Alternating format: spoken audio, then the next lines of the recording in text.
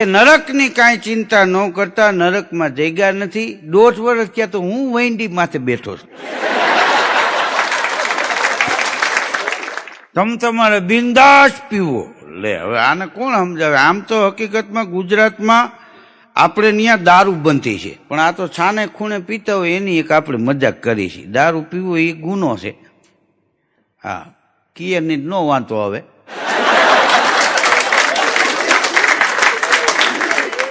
નશાબંધીની શિબિર હતી, એમાં સાહેબ પ્રવચન કરતા હતા.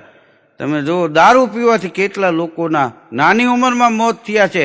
દારૂ બંધ કરવો જોઈએ. તો જે ગામમાં શિબિર હતી અહીંયાના સરપંચ જ નાખી ગયેલા. અહીંયા ઉભા રહ્યો, શું છે આ બધું? તો કે આ દારૂ પીવાથી નાની ઉંમરમાં કેટલા માણસો મરી જાય. મોરબી બનારસમાં કેટલા મર્યા? એટલા આમાં નથી મર્યા. પાણી બંધ કરો. દારૂ પીતો જાય ને દાંત કાઢતો જાય. હા, દારૂનું પેક મારતો જાય, દાંત કાઢતો જાય. તો કોકે કીધું કે ભાઈ તમે કેમ પીતા પીતા દાંત કાઢો છો? તો કે આ વોટ્સએપમાં આવ્યું છે, દારૂ પીવાથી 8 મિનિટ જીવનમાં ઘટી જાય છે. તો કે એમાં દાંત કાઢવાનું હોય કે નીચે પાછું લખ્યું છે કે હસવાથી 10 મિનિટ વધી જાય છે. તોય 2 મિનિટનો ફાયદો લ્યો, તમે એક મારો. અમરનાથ નાથજીએ લખેલું કે દારૂ કાયમ દુઃખ દેનારો, 2 ઘડીની મોજ. મોજ લેવામાં કંઈક મરાણા કજિયા થાતા, રોજ દારૂ મૂકી દૂધડા પીજો, દુનિયાને દુઃખ ન દેજો. ભાઈઓ મારા સંપીને રહેજો, દુનિયાને દુઃખ ન દેજો. કરુણતા એ વાતની છે કે દૂધવાળાને ઘેરે ઘેરે જઈ અને દૂધ આપવા જવું પડે. ઘેરે ઘેરે દૂધ આપવા જવું પડે. 1-1.5 મહિનો ઉધાર રાખે. દૂધ તો એકલું નથી વેચાતું. આ દેશી વાળો હોંકરે બેઠો હોય રોકડા દઈને ઢીસી જાય. બોલો.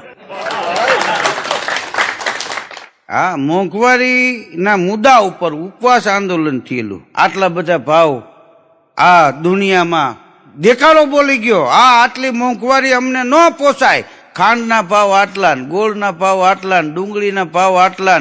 એમાં એક જણો દેશી પી ગયો તો કે ભાઈ આ બધું સમય પ્રમાણે હાલ્યા રાખે. આ કોથળી 10 રૂપિયાની પીતા હતા, એ હોની થઈ. અમે કોઈ દી બોલ્યા? આ તો જરૂરિયાતની વાત છે મિત્રો. આપણે બાયપાસ ચોકડીએ જે કોઈ વાહન વાળા નીકળે એટલે PSI સાહેબ હોય, પોલીસ વાળા હોય. એ કે દારૂ પીતો છે કે ના, પોલીસ વાળાને કે આનું મોટું હુંકો. મોટું પોલીસને હુંકવાનું.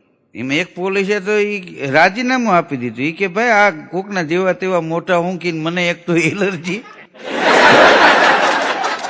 હા, મને રહેવા દો, મારે નોકરીમાં નથી રહેવું. પછી ઉપર સુધી ખબર પડી, પછી ત્યાંથી કઈક ફારફેર કર્યો. એક રિક્ષા વાળાનું મોટું ઊંઘવાનું સાહેબે કીધું ને પોલીસ વાળાને, તો મોટું ઊંઘીને પોલીસ વાળા રિક્ષા વાળાને 100ની નોટ આપી. હાલે કે બ્રશ ને કોલગેટ લેતો જાય છે તું. આ તમારા મોટા ઊંઘવા અમારે. હા, તો એને નોકરીમાંથી રાજીનામું દીધું. ઉપર સુધી વાત ગઈ. પછી ત્યાંથી કાયદો ફેર્યો, કાચની ભૂંગળી આવી.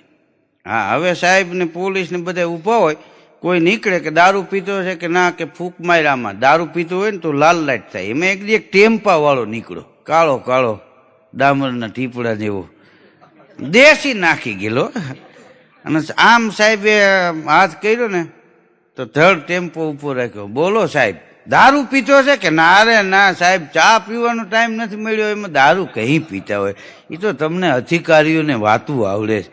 અમારા કોઈ જમવાના નેઠા નહીં, ચા પાણીના નેઠા નહીં. અમે દારૂ પીતો હોય તો કે આ ભૂંગળીમાં ફૂંક માર, ખબર પડી જાય. કેમ?